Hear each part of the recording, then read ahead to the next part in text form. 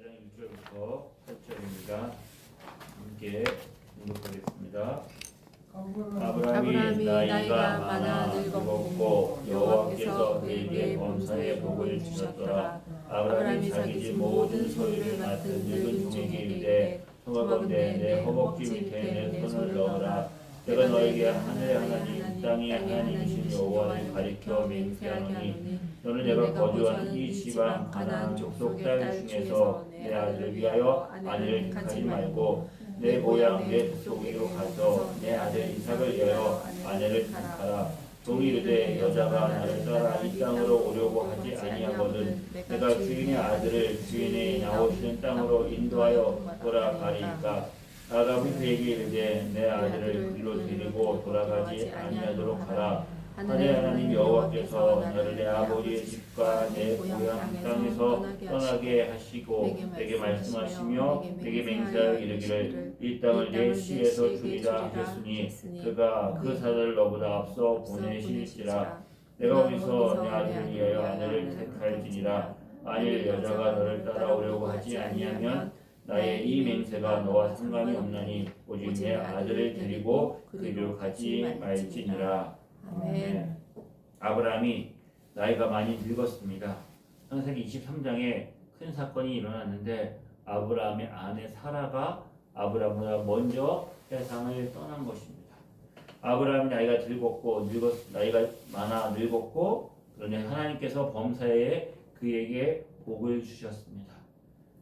나이가 많아 늙었지만 하나님 주신 복이 있으니까 아브라함에게 걱정과 염려가 없을 것 같은데 그에게 큰 해결의 숙제가 있었습니다. 그것은 바로 그의 사랑하는 아들 독자 이삭을 장가 보내는 일입니다.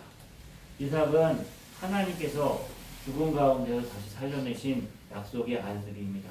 모리아 산에서 큰 하나님의 은혜를 경험했고 이 모든 일들이 단순히 우리가 잘 먹고 잘 사는 일이 아니라 인류를 향한 하나님의 구원의 역사 가운데 이 아들이 특별한 아들이라는 것을 아브라함과 이삭은 알고 있었을 것입니다. 그래서 누구를 그의 아내로 맞이할까 아브라함이 기도하고 하나님께 묻고 여러 가지 많은 생각들을 했을 것입니다. 그때 아브라함의 결정은 무엇입니까? 자기가 살았던 본토 친척 그 아비의 집에 가서 내 형제들 중에서 이삭에게 어울리는 이삭에게 맞는 그 아내를 내가 구해오라고 그에게 있는 그의 자기 집의 모든 소유를 맡은 늙은 종을 그에게 그 인물을 맡겨서 아브라함이 살고 있었던 그 지역으로 보내는 것입니다. 아브라함은 이삭의 아내를 선택할 때 두 가지 중요한 기준을 가지고 있었습니다. 첫 번째는 이삭의 아내가 그가 거주하고 있는 가나안 족속의 딸들 중에서 그 아내를 택하지 않겠다고 한 것입니다. 대신에 고향에 가서 내 족속 가운데 아내를 택해 오라고 말합니다. 이미 아브라함이 가나안 땅에 와서 자리를 잡은 지 50년 이상이 지났습니다. 50년, 벌써 한 세대, 두 세대가 지나가는 그곳에서 아브라함이 정착하며 살았겠지요. 그리고 이삭이 자라나서 이제 25세 거의 30세가 가까이 되는 장년이 되었지요. 이삭이 얼마나 반듯하고 누구든지 탐내는 그런 청년이 아니었겠습니까? 많은 사람들이 이삭을 사위 삼고 싶어서 주변에 혼담도 넣어보고 또 주변에서 이제 이삭을 그 마음을 얻기 위해서 많은 처녀들이 이삭을 노렸겠지요. 우리가 충분히 짐작할 수 있을 것입니다. 그런데 아브라함은 이 가나안 땅, 내가 이 가나안 땅에 살고 보니까 이들이 어떻습니까? 우상을 섬기고 세상을 따라서 살고 있는 이들이 우리 집안에 만약에 며느리 들어오면 큰일 나겠다. 아무리 그가 예쁘고 집안이 좋고 가문이 뛰어나고 머리가 아무리 좋아도 아무리 배경이 좋아도 이 중에는 이삭의 아내를 내가 택할 수 없겠다 생각을 합니다. 그래서 고향 본토 친척 아비의 집으로 종을 보내는 것이죠. 그러면 아브라함이 떠나왔던 그 갈대아 지방 그곳에서는 믿음이 좋고 신실하고 그렇게 하나님을 의지하고 있는 사람이 있었을까? 거기는 물론 가나안과 달랐겠지만 아브라함도 그 고향을 떠나기 전에 그의 아버지 데라가 뭘 했다고요? 우상을 만들어서 팔고 있었던 우상을 팔았던 사람이었지요. 나중에 이삭의 아들 야곱이 이제 형을 피해서 그 삼촌 집에 가지요. 삼촌 집에 갔다가 거기에서 살지 못해가지고 밤에 도망쳐 오지요. 그런데 그의 아내 중에 어떻게 합니까? 그 삼촌 집에 있었던 드라빔을 우상을 숨겨가지고 오잖아요.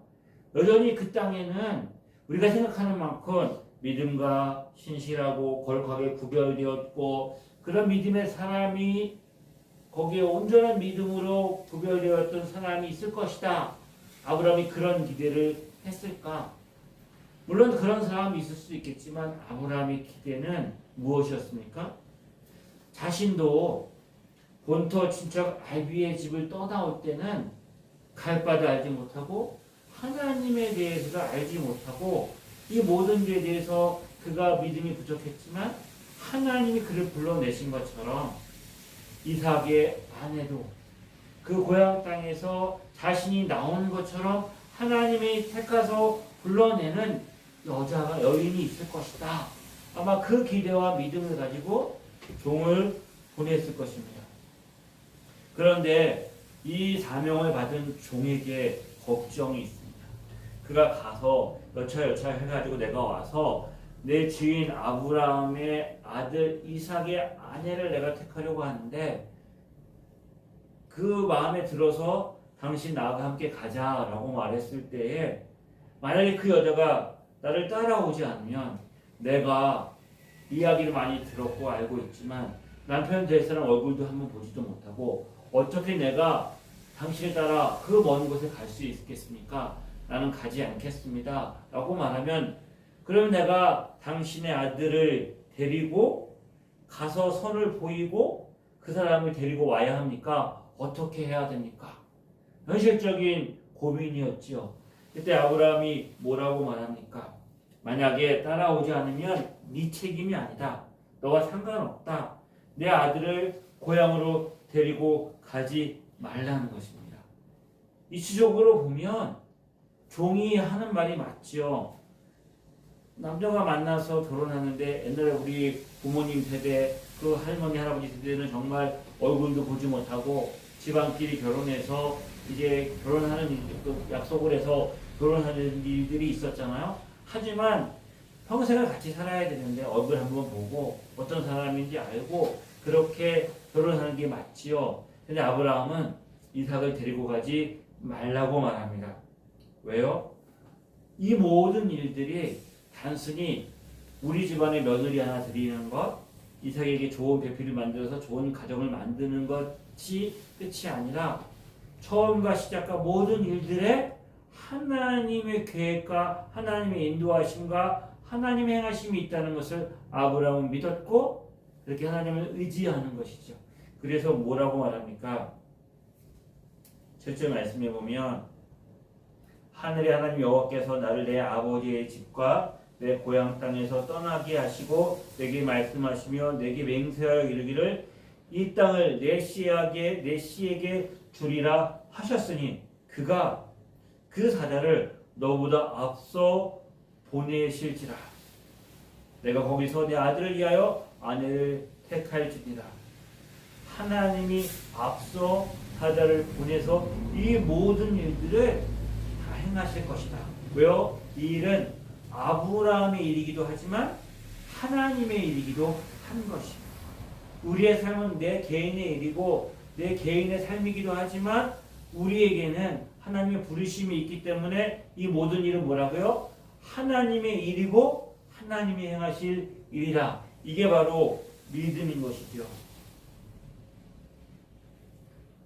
이 말은 이 모든 일에 하나님의 인도하심이 있고 그 모든 일들에 하나님의 감동하심이 있고 믿음의 눈으로 보고 결정하고 따라가는 여인이 있을 것이다. 만약에 없으면 그것은 네 책임이 아니다. 이게 아브라함의 믿음인 것이죠. 정말 머나먼 길을 어떤 여자인지도 알지 못하지만 그 종은 아브라함의 말씀을 붙들고 하나님을 의지하고 떠나가지요. 아브라함이 이삭에게 맞는 그 아내를 택하려면 종에게 누구를 따라 보내는 게 맞아요? 이삭을 같이 가서 네가 마음에 드는 여인을 골라와라 이렇게 하는 게 또 맞겠죠? 아니면 아브라함이 직접 가든지. 하지만 그렇게 하지 않고 어떻게 합니까? 늙은 종, 그의 소유를 맡았던 늙은 종을 보냅니다. 늙은 종이란 말이 뭘까요? 그의 모든 소유를 맡았어요. 아마 우리가 다메섹 사람 엘리에셀을 우리가 알지요? 그가 이 이스마엘이 태어나기 전에 그에게 자식이 없었을 때 하나님 앞에 나는 자식이 없는데 충실한 종 다메섹 사람 엘리에셀이 있는데 이가 나의 후계자가 될까요? 아마 그 사람이지 않을까. 그런데 충실하게 아브라함 곁에서 그의 집안의 모든 일들을 소유하면서 그도 어떻게 해요? 믿음의 사람이 되었겠죠. 그렇게 믿음으로 하나님 앞에 신실한 사람이기에 아브라함이 그의 모든 일을 그에게 맡겼고 믿을만한 사람이기에 이 중요한 일들을 그 종에게 맡겨서 보내는 것이죠. 그러니까 이삭이 가면 이삭도 믿음의 사람이겠지만 인간적인 어떤 것들이 개입될 여지가 있으니까 아마 아브라함은 그런저런 생각들 가운데 그 종을 혼자 보내는 것이죠. 그에게 믿음은 하나님 너보다 앞서 가서 행하실 것이다. 아까 말씀드린 것처럼 23장에는 아브라함의 아내 사라가 세상을 떠나고 그리고 그를 막벨라 굴에 장사되는 장면이 나옵니다. 죽음의 장면이 나오지요. 한 사람을 떠나보내는 것은 너무나 슬프고 아픈 일입니다. 그런데 이 죽음이 지나고 난 다음에 바로 우리가 읽은 본문 24장에는 이삭이 아내를 맞이하는 결혼식의 장면이 등장합니다. 죽음 뒤에 끝이 아니라 소망이 있는 거예요. 새로운 시작이 일어나는 것이죠. 이 새로운 시작을 무엇으로 엽니까? 이삭의 결혼으로 열어가는 것이죠. 우리 인생이 떠나가면 이 세상이 끝이 아니라 소망이 있습니다. 뭐가 있어요? 결혼식과 같은 천국의 잔치가 우리에게 있는 것이에요. 요한계시록에 보면 마지막 때에 이제 하늘의 문이 열리고 새 하늘과 새 땅이 열리는 그 장면을 뭐에 비유합니까? 어린 양의 혼인잔치, 결혼식에 비유하고 있는 거예요. 새 예루살렘이 오는데 그 예루살렘이 마치 신랑을 준비한 신부가 단장한 것처럼 우리에게 혼인잔치가 있는 것을 이야기하는 것이죠. 종말이 끝이 아니라 죽음이 끝이 아니라 장례식이 끝이 아니라 소망이 있는데 결혼의 새로운 출발, 새로운 시작. 그래서 예수님의 비유에도 예수님이 다시 오실 것에 대한 천국에 대한 비유 중에 뭐가 많아요? 결혼식에 대한 비유가 많이 있죠. 신랑이 왔는데 신부가 울면서 금식할 필요가 있느냐? 새 시대가 시작되어진 것이죠. 또한 예수님이 그 마지막 때를 기대하는 것이 신랑이 오기를 기대하는 처녀들이 그 신랑을 맞이하는 그 들러리 처녀들이 등불을 가지고 신랑이 오기를 기대하고 신랑이 오면 혼인잔치가 벌어지는 것으로 그렇게 이야기하고 있습니다. 예수님도 마지막 가르침에서 내가 잠시 후면 너희를 떠날 텐데 다시 올 거야. 내가 뭐하러 가는지 아냐? 너희를 위해서 거처를 예비하러 갈 거야. 요한복음 14장에 내 아버지 집에 거할 곳이 많도다. 내가 너희를 위하여 거처를 예비하러 가노니 거처가 예비되면 내가 와서 너희를 영접해서 나 있는 곳에 영원히 너희가 함께 있을 것이다 라고 말하는 것이죠. 신랑이 신부를 위해서 거처를 예비하듯이 아버지 집에 거할 곳이 많이 있고 신랑 대신 예수 그리스도가 오시면 신부 대신 이 땅의 성도들 교회가 어린 양의 혼인잔치를 시작하고 영원한 하나님의 나라에 들어가는 것이 성경이 가지고 있는 그림이고 이삭의 혼인잔치를 통하여서 이 사건을 우리에게 보여주고 있는 것이죠. 죽음이 끝이 아니라 우리에겐 새로운 소망이 있습니다. 그러면 아브라함이 이삭의 아내를 고르는 그 장면에 가졌던 기준이 저와 여러분에게는 어떻게 적용이 될까요? 아브라함이 이삭의 아내를 이 가나안 땅에 살고 있는 소녀 중에 구하지 말라고 말하는 것이죠. 내 고향, 내 족속 중에서 하나님이 예비하신 거룩하게 구별된 그 여인이 이삭의 아내가 될 거라고 말하는 것이죠. 어린 양의 혼인잔치, 영원한 천국의 소망을 가지고 그 거룩한 나라에 들어갈 자격이 있는 사람이 누구일까요? 구별된 사람이죠. 이 땅에 속한 자가 아닙니다. 이 세상에서 구별된 하나님의 자녀가 하나님 나라에 들어가는 거예요. 육신으로 되는 것이 아니고 영으로 되는 것이죠. 가문이나 혈통이나 그런 어떤 우리 육신의 것이 아니라 오직 물과 성령으로 거듭나지 않으면 하나님 나라에 들어갈 수 없다. 아멘. 예수님이 말씀하셨어요. 사도 바울도 우리가 이렇게 된 것은 우리 행위로 된 것이 아니라 오직 행위로 의롭다 하심을 받을 사람은 한 사람도 없어요. 모든 사람이 죄인이고 죄를 범하였으므로 하나님의 영광에 의에 이르지 못하여 누구도 율법을 지킴으로 구원을 얻을 수가 없는 것이죠. 어느 누구를 율법을 지켜서 온전하게 의를 이룬 사람이 없어요. 오직 예수 그리스도를 믿음으로 의롭다함을 받은 하나님의 자녀. 그에게 요구되어지는 조건이 뭘까요? 아브라함의 아내 이제 구하러 가는데 리브가죠. 리브가를 아내로 맞이하는데 그에게 요구되어지는 조건은 한 가지예요. 갈 바를 알지 못하고 떠났던 아브라함처럼 하나님이 그 여인의 마음을 감동시켜서 보지 못했지만 만나지 못하지만 그 들은 어떤 하나님의 약속의 말씀을 붙들고 그 길을 떠나가는 것이죠. 믿음으로 걸어가는 것이죠. 아브라함에게도 믿음이 요구되었고 그 종에게도 믿음이 요구되었고 그 이삭의 아내가 될 리브가에게도 믿음이 요구되었죠. 믿음입니다. 믿음. 어떻게 그 여인의 마음속에 믿음이 주어졌는지 알 수 없지만 하나님이 뭐라고요? 하나님의 사자가 앞서 가서 행하실 것이다. 그러면 하나님의 사자가 앞서가서 뭘 행했을까요? 어떤 일을 행하셨을까요? 어떻게 그 일이 이루어지게 하셨을까요? 그 일이 이루어지는 모든 가정 속에 하나님이 행하신 일은 그 굳어있는 마음에 믿음을 넣어주시고 소망을 일으켜주신 성령님이 하신 거예요. 마치 누구에게 했던 것처럼 저와 여러분에게 했던 것처럼 허물과 죄를 죽었던 저와 여러분이 어떻게 어두운 가운데 죄악 가운데 살고 있었던 저와 여러분이 믿음을 가지게 되었을까요? 우리가 가문이 좋아서 우리가 어떤 다른 사람과 다른 자질과 조건과 행함이 있어서 하나님의 은혜인 것이죠. 성령님이 죽어있는 우리 영혼에게 찾아오셔서 우리를 깨워서 우리로 하여금 하나님의 말씀을 듣고 믿음을 가지고 소망을 가지게 한 것이죠. 앞서 행하신 거예요.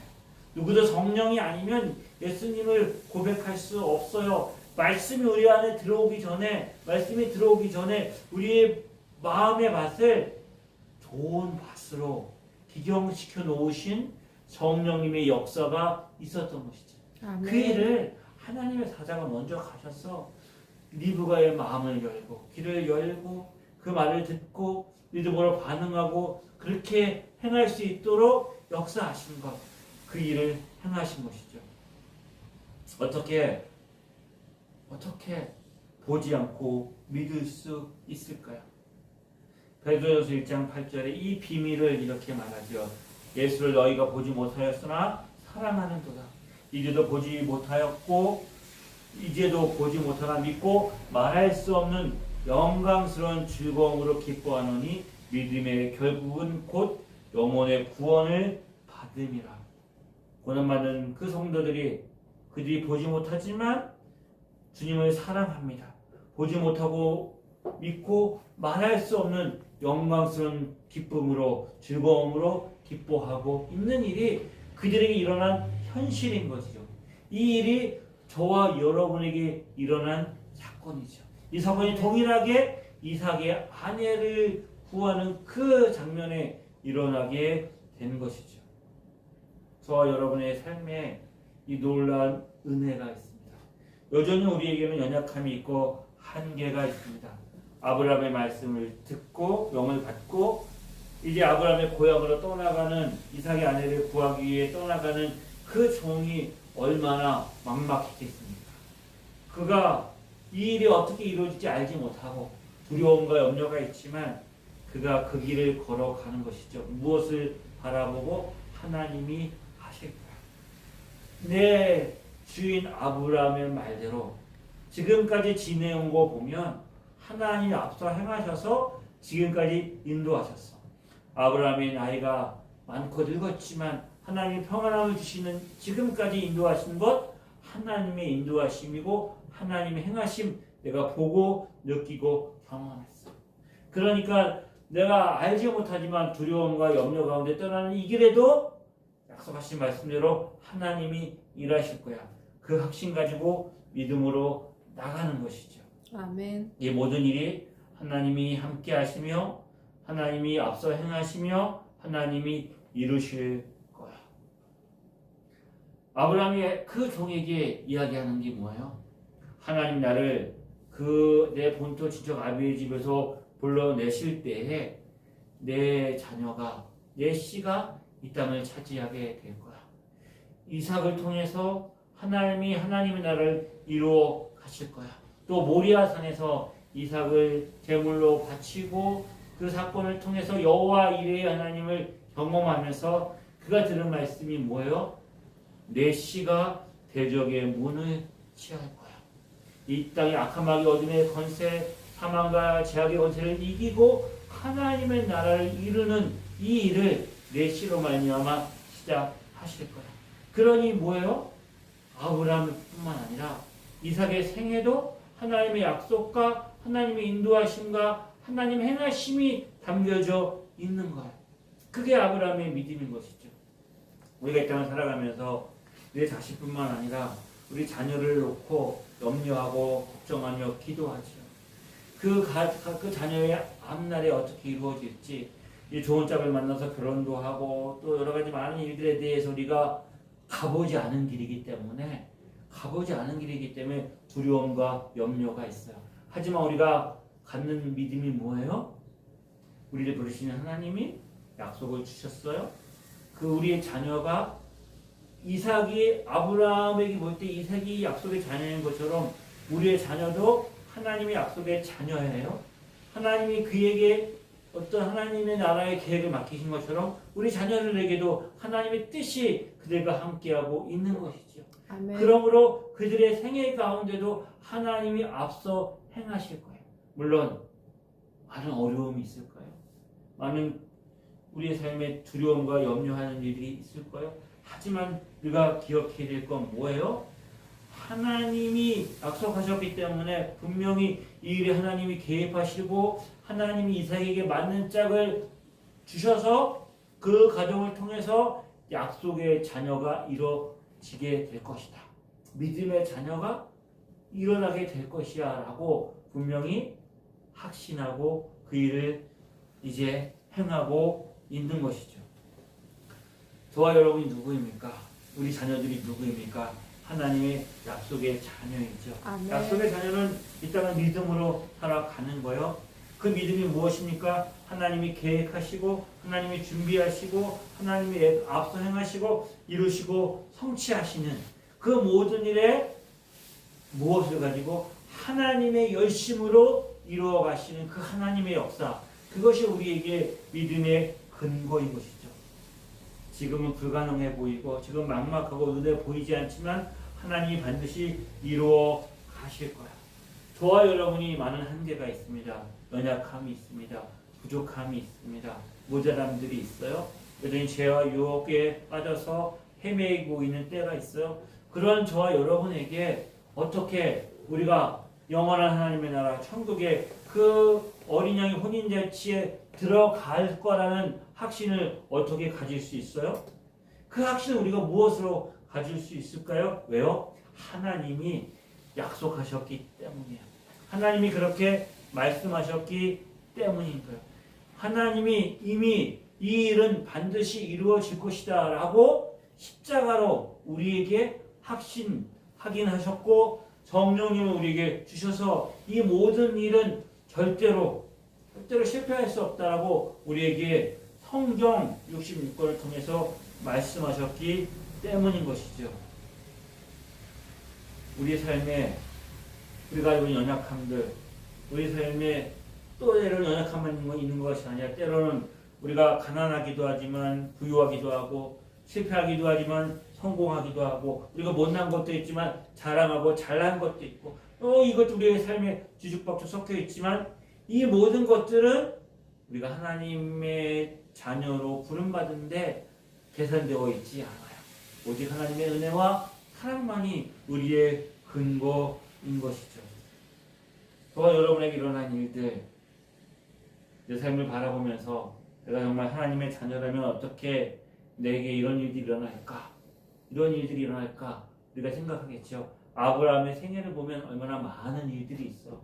이삭도 마찬가지고 그리고 야곱의 생애도 봐도 또 요셉의 생애도 봐도 파란만장한 많은 일들이 그들의 삶에 일어날 때마다 우리가 할 수 있는 어떤 연약함들은 하나님의 자녀고 내가 하나님이 나를 택하셨다면 어떻게 나에게 이런 일들이 일어날 수 있을까? 라고 우리가 묻게 되잖아요. 근데 여러분 중요한 게 있어요. 이런 질문과 이런 물음은 세상 사람들은 하지 않아요. 하늘을 원망하고 세상을 원망하고 남을 탓하고 그렇게 살지 이런 질문은 하지 않아요. 그런데 누가 하나님의 자녀이기 때문에 하나님 우리와 함께 하시기 때문에 이런 질문을 던지는 거예요. 하나님 정말 나와 함께 하실까? 하나님 나에게 은혜 주신 것이 맞을까? 그때마다 우리가 뭘 가져야 돼요? 나를 의지하지 않고 세상을 의지하지 않고 믿음을 우리가 사용해야 되는 것이죠. 하나님의 약속의 말씀을 붙들고 믿음으로 우리가 하나님 의지하고 나갈 때 성령님이 우리에게 은혜 주셔서 이삭에게 딱 맞는 아내를 그에게 맞춰주신 것처럼 우리 생에 꼭 필요한 때 필요한 것들을 채우셔서 우리의 삶을 풍성하게 하실 거예요. 아멘. 그 종이 이제 안전하게 그 고향에 가서 그리고 그 종이 리브가를 안전하게 데리고 와서 결혼이 이루어지고 그 가정이 이제 믿음의 씨가 이어지는 것처럼 하나님께서 저와 여러분의 삶을 인도하셔서 그 아름다운 혼인잔치에 참여하게 하실 거예요. 하지만 우리가 혼인의 날에 딱 맞이하면 잔치가 벌어지고 막 그날 기쁨이 있잖아요. 천국의 기쁨을 뭐에 비교하겠어요? 하지만 혼인잔치는 그날 딱 하루, 물론 옛날 우리나라도 그렇고 이스라엘도 그렇고 혼인이 하루에 끝나는 것이 아니라 앞에 준비되어지고 막 이제 잔치가 벌어지고 또 혼인잔치 외에도 또 계속 잔치가 일주일 가까이 일어나는 그것처럼 여러분이 살아가는 이 시간도 뭐에 포함되어져 있는 거예요? 천국의 혼인잔치에 포함되어져 있는 거예요. 준비하고 미리 맛보고 우리 신랑이신 예수 그리스도 우리가 경험하고 이 땅에서 누리는 천국의 잔치가 이미 저와 여러분의 삶에 이루어지고 있는 것이고 이 예배가 그 혼인잔치의 한 조각이고 한 부분인 것이죠. 우리의 삶이 어떠한 삶의 자리에 놓여 있다 할지라도 고난과 어려움과 절망 속에서 우리가 이 믿음을 가지고 믿음으로 나가는 것.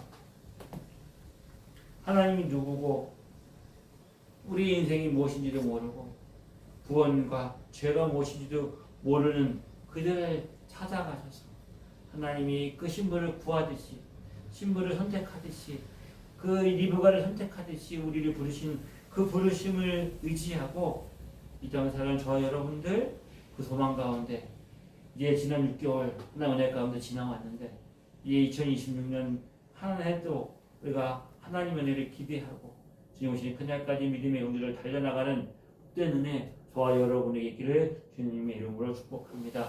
기도하겠습니다. 참 좋으신 하나님 아버지 주의 은혜 감사합니다.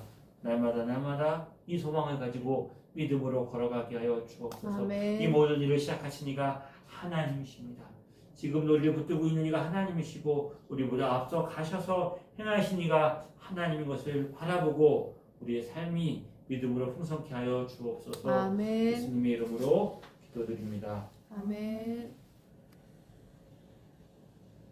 이제는 우리 주 예수 그리스도의 은혜와 하나님의 크신 사랑하심과 성령님의 인도하심이 믿음으로 주님 의지하고 승리하기를 소망하는 죄전들을 위해 지금부터 영원히 함께 하시기를 간절히 축원하옵나이다. 아멘.